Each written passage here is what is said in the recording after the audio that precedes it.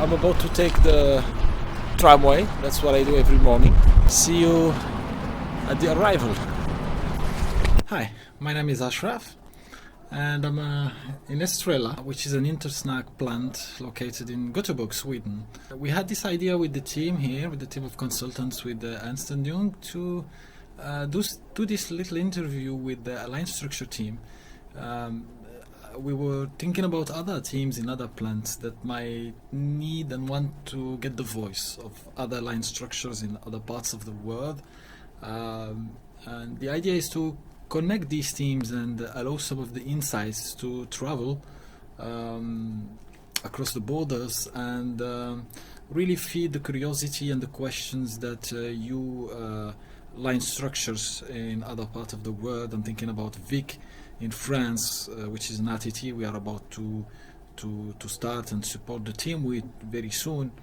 There is another RTT in Norway that is about to start right after this RTT. So the idea was to really give the microphone to line structures so they can express their perspective and share their insights with other teams. As you might probably already know, in this RTT 16 weeks model we have two teams. We have a main team and the shadow team. This is something we do to accelerate the ramp up of capability. So we are interviewing the main team here. So hope you'll enjoy it. Thank you. You are beautiful. Thank you. Ready? Yeah. So first of all, thank you for accepting this interview, because I know it's challenging to appear in front of a camera. But yeah, be natural, say whatever you want to say. Before asking the question, I just want to introduce you. So if you can give quickly your role, what is it that you do in the line structure, and a bit of your background, what have you done before? My name is Jonas and I'm working as the process lead here. I've been around a bit. I worked as I've connected electrical circuits, let's say, and I've been working some as tech support before I ended up here as an operator at Estrella before taking on this job. How long have you been in Estrella? I've been here for 3 years now. 3 years. Hi, my name is Flora. I work as a line lead now. I worked here for 19 years as an operator. Ricardo, and maintenance lead, and I've been here since, I don't know. Since the beginning? Yeah, since the beginning. Now, slightly over 20 years, and mainly in the maintenance department. My first question will be, what was your initial impression about IWS at the beginning? I mean, let's locate it in time. We say the end of the first week training. What was your impression? Of the theoretical training? Yeah. I would say my impression, conceptually, it's quite easy to grasp, I would say. And it's a concept that basically sells itself. That's my impression from the first week of training. Okay. My first, maybe not from the first introduction week, because I was a bit introduced a bit earlier than that, but my impressions were still the same and got even stronger after that week. They were basically, we need this. Yeah. We want this, and historically we may have tried something similar, but it has died out because we didn't follow it up. But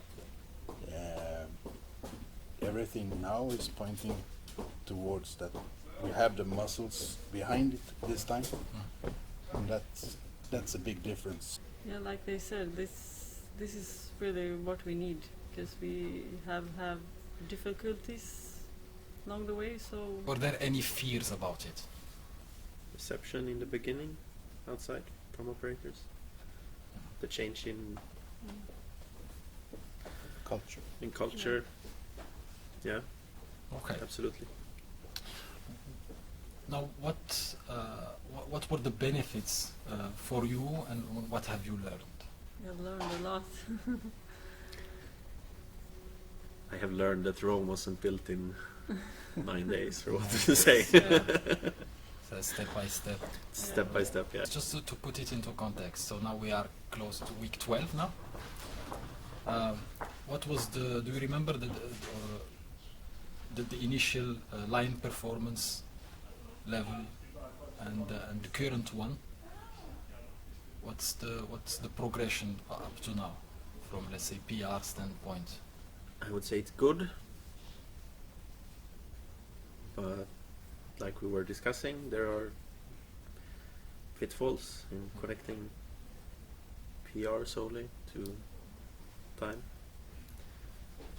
It's still a long way to go to get other parts of the PR up, to get the MTBF running well. Good. What's the current PR?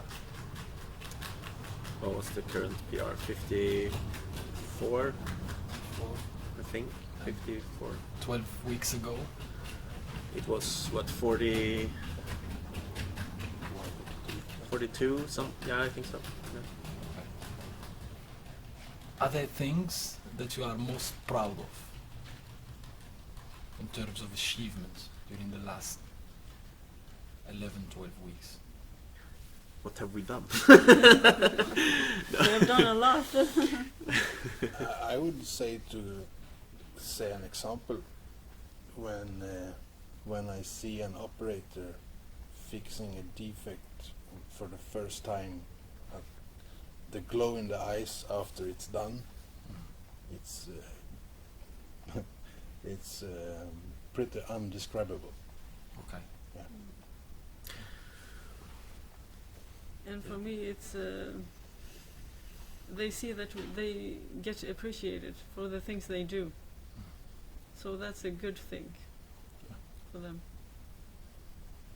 It's To a different. finally see, to have someone who hears you. Because it's before, yeah, can you fix this for me? Yeah, I'm gonna fix it, but it never happens.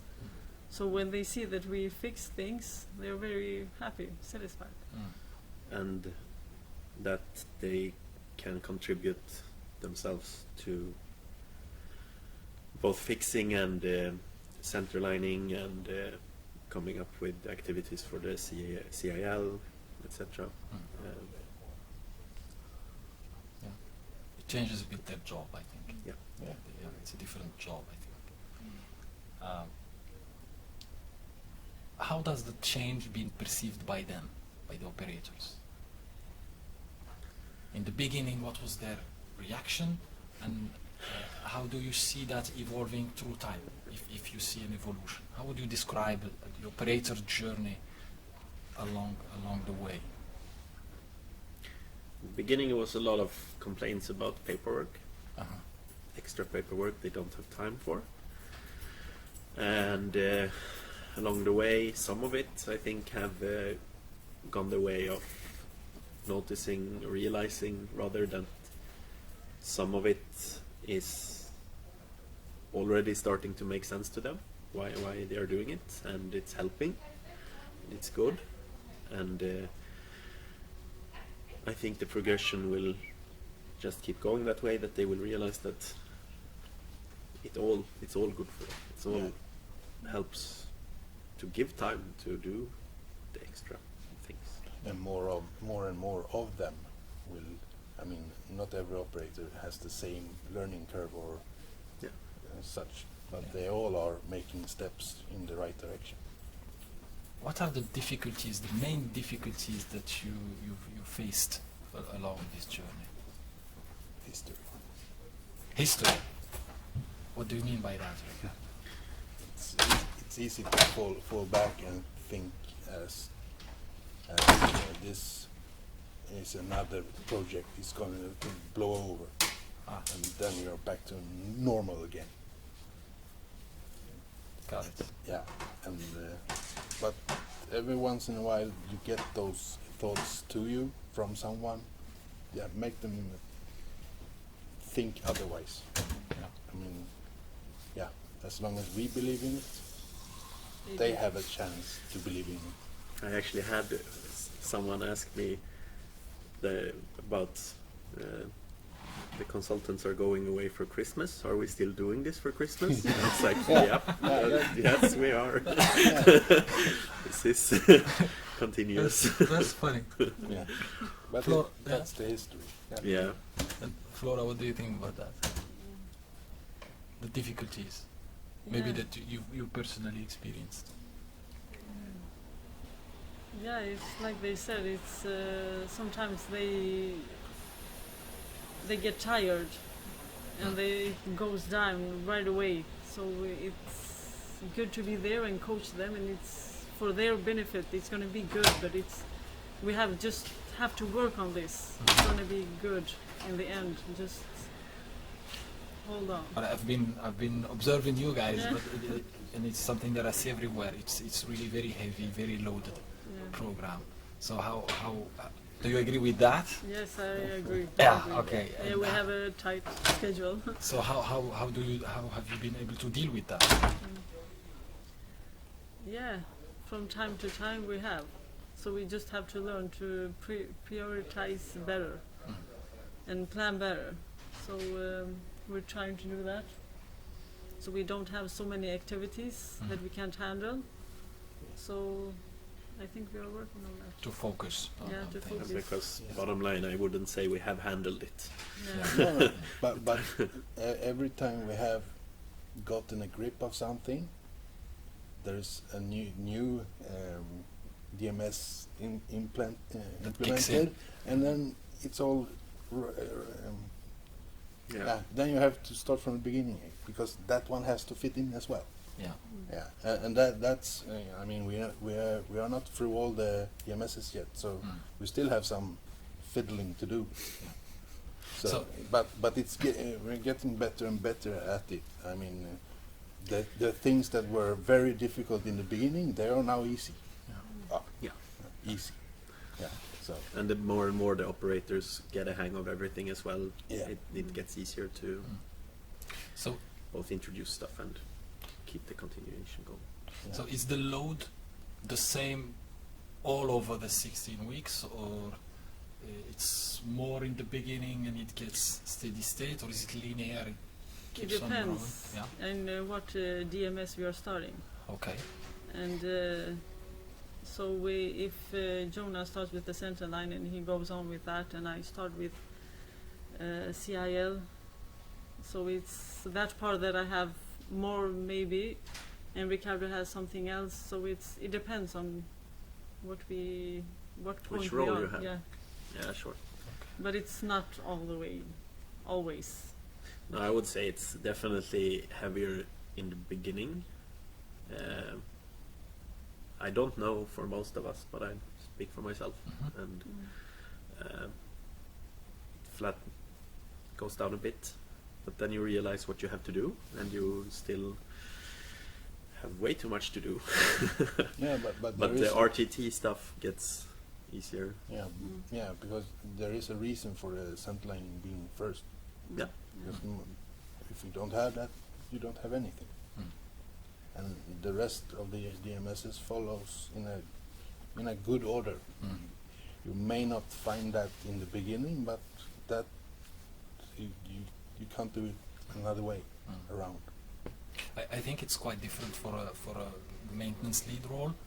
A lot of things come later. Yeah. As we build first the center line and CIL activities. Absolutely. But for my own perspective, the defect handling is a bigger part of me than I would ever thought before.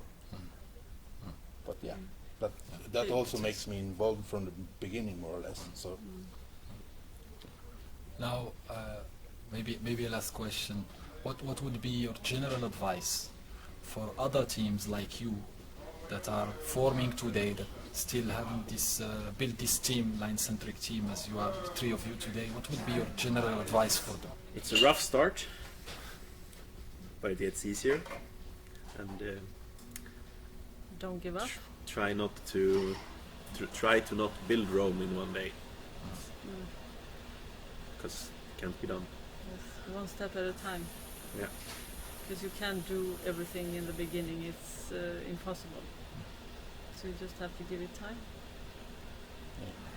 Don't rush it, but still take help when you Yes. take help. Take, Use your coaches. yeah, and to keep don't get stuck in the past and Yeah. past behavior or whatever. Thank you, guys. Anything you want to add? Good luck.